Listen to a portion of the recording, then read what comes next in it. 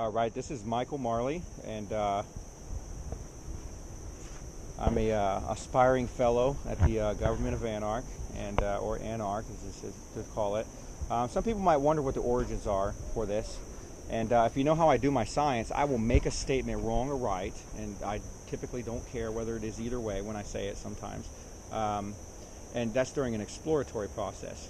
And then I'll work to resolve whether there's any truth to it by testing hypotheses, situations, or designing situations, scenarios to determine, what's what. It's kind of like an animal in the woods. They do something, don't do that again. Oh, yeah, we don't want to do that. Oh, if you do that, this is going to happen, or et cetera, et cetera, et cetera. So it's really just a natural exploration of the environment.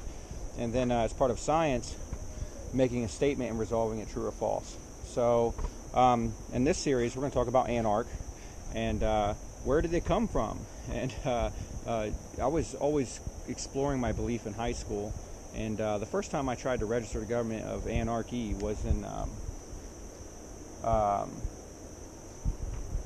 2004-ish, and later I was able to resolve a little more for what it is, and relative to anarchy or other considerations, and it really originated from a dictionary of etymology, where I had looked up ARK and all of the meanings of ARK and synonyms and et cetera, and then referenced almost a sound-alike. So ARK, A-R-C, and then A-R-K for ARK. And then after resolving what it really was, I began testing whether there was any truth in the statements for. And what I found is that is a reality.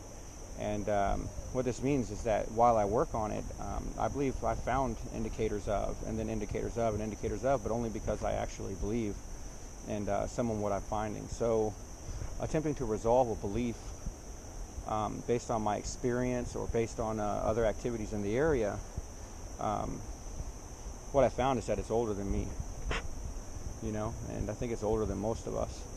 And the more I work and the more I resolve, it almost feels ancient, and it actually feels really good to understand it in a lot of ways. So because my origin of belief is natural, and I understand because of time or the age of the environment, and not necessarily the additions of extraterrestrials or humans or technology or other methods, the age of God or the age of other ancient life on our planet, I'm able to resolve a belief in the heavens and the deities and angels and the spirits of the lands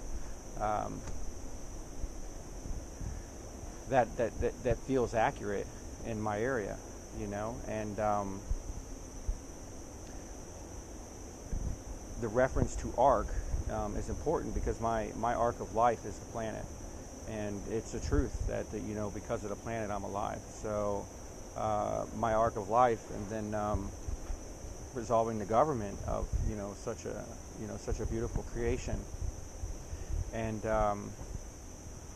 my classic training as a child, I went through all the Catholic rites, so catechism and communion and Sunday school, and I forget, there was a few more at Good Catholic Church in Orlando, but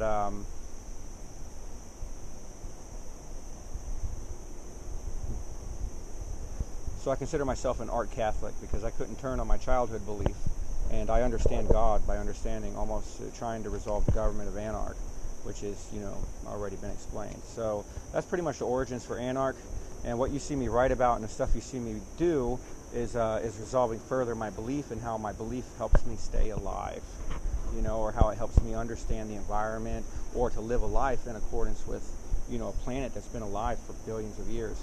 If I had to describe the age of God or the age of my creator, this planet without all the weird technology stuff, as some single continuously alive thing, then, or object or place, then I would suggest it was the environments of planet Earth as God, if it makes any sense, in planet, because it's been alive for billions of years. It's the oldest life form I couldn't fathom in the universe, and it consists of so many things, and it's great to feel a part of, something that's so important to me. So if you wonder why I provide the defense I do, or why I evaluate the things I do for trying to resolve the problems of, understanding, my foundation and belief, and then how I'm learning to live my life in accordance with the discovery, rather than just, you know, writing it down in a book. This is what someone else thought. You know, it's more like, yo, this is all new to me. And as a perspective model, just like I can look at this from one perspective, you know, I can look at it from another perspective, and another perspective, and another perspective, and another perspective, and another perspective. And at each perspective, there's different data. You know what I mean? Different data, and we're all talking about the same thing. So while trying to resolve the perspective model, and among my science and some of the other things that I work with, I think my belief is the most important thing to me. And it's something that no one could ever take from me. But they might someday share in.